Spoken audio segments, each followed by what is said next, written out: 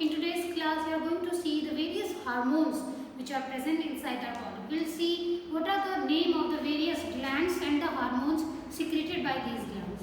Now, if you remember children, you may know that we are discussing the various changes that are undertaken in the period of puberty. We have seen that the various hormones like estrogen and testosterone are responsible for the changes in female and in male. Okay, so testes release testosterone, which is a male hormone, and estrogen releases the female hormone. Okay, the ovaries releases the estrogen, which is a female hormone. Okay, and these hormones are causing all these changes. Now, apart from these two hormones, there are various other glands and the hormones that they secrete. Let's have a look on them. Now, first of all, if you can see this diagram, so this diagram shows the location of various glands. Okay, so this is the pituitary gland. Now, we all know pituitary gland regulates the work of testes, and ovaries. Okay, this pituitary gland sees the role, or it sees the regulation of testosterone, and estrogen. That's the male and female hormone, and this is regulated by the pituitary gland. Okay, now another gland that is there near the neck is the thyroid gland. Now, this thyroid gland is responsible for producing thyroxine hormone. Okay, so children, remember that all these glands will release hormones. Okay, so glands will release hormones, and these hormones regulates the functioning. Okay, it regulates the growth and the functioning inside any living being. So, thyroid gland is situated near the neck. Then we have adrenal gland, which releases the adrenaline hormone. Then pancreas, yes, pancreas, you might have heard pancreas before. So, pancreas is not an organ actually, it's a gland. It's a gland which releases hormone insulin. So, let's see them one by one, their role. Now, children, have you ever seen this type of situation when any person suffers from this swollen neck? Okay, there is this big bag around the neck. Have you seen that? Swollen neck. So, this is the condition that we call as goiter. So, it's a disease basically. Okay, many times you might have seen people have this swollen neck.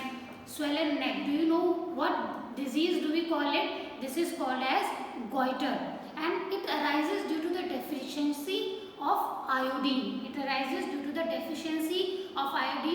And the role of thyroxine is to prevent this disease. Okay, if thyroxine hormone is not released properly, this disease which we call as goiter arises. Okay, so if we will not take sufficient amount of iodine in our diet, what will happen? This thyroid gland will not be able to produce thyroxine. Okay, can you see this thyroid gland written here, children?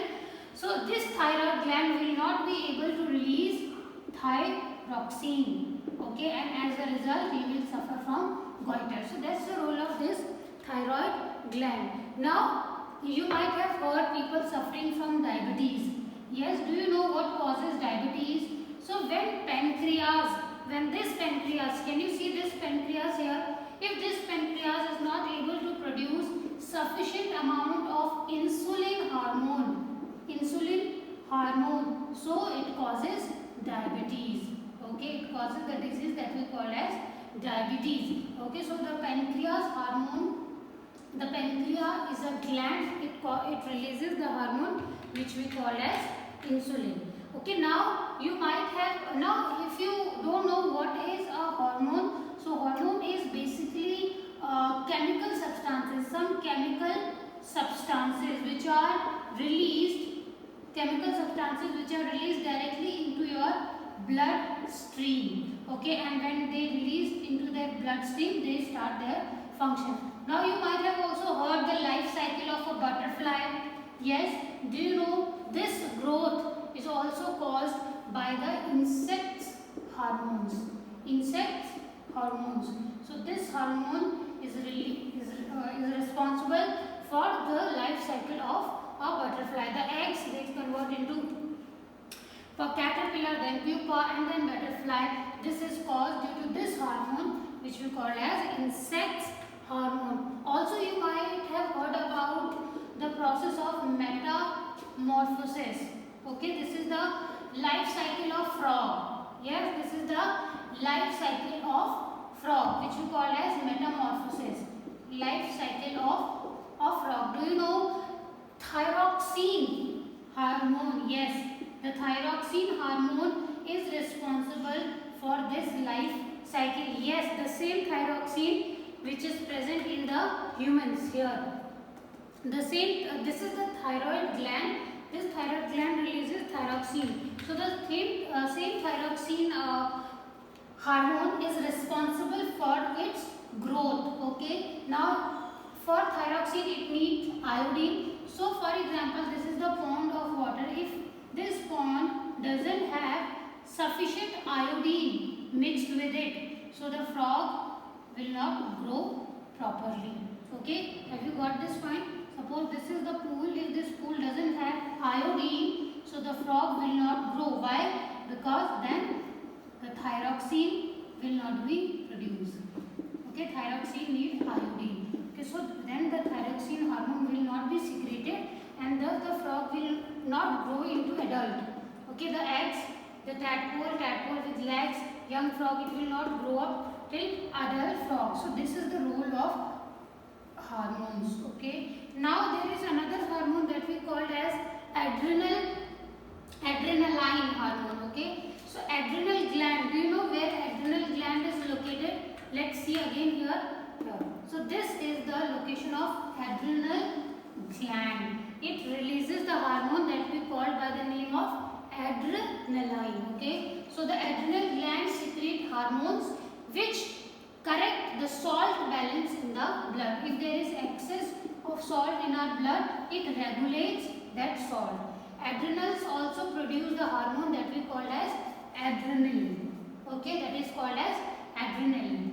It helps the body to adjust to stress when one is very angry, embarrassed or worried. Okay, so when you are feeling very angry, you are very embarrassed, you are very sad, so it means that there is a lot of adrenaline rush in your body. Okay, so that's the reason why you should take less salt, less sugar also, because it triggers your adrenal gland. Okay, so this adrenaline hormone helps the body to adjust to the stress when one is very angry and embarrassed and worried. Okay, so now there are other growth hormones.